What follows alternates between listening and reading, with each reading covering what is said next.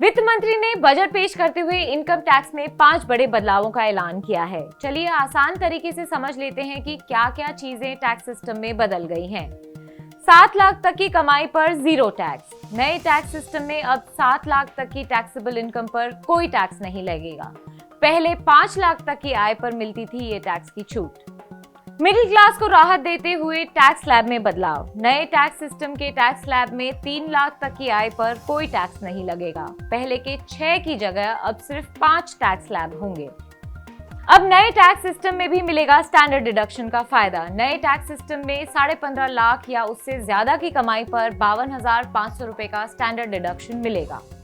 Surcharge 37% से घटाकर 25% किया गया। सुपर रिच क्लास के लिए अब तक सबसे उच्चतम टैक्स की दर 42.74% थी। बजट में सरचार्ज 37% से घटाकर 25% कर दिया गया है। इससे टैक्स की उच्चतम दर घटकर 39% के करीब आ जाएगी। लीव एनकैशमेंट पर टैक्स छूट की सीमा बढ़ी। गैर सरकारी कर्मचारियों के लिए रिटायरमेंट पर लीव एनकैशमेंट पर टैक्स की छूट सीमा 3 लाख रुपए से बढ़कर 25 लाख रुपए कर दी गई है।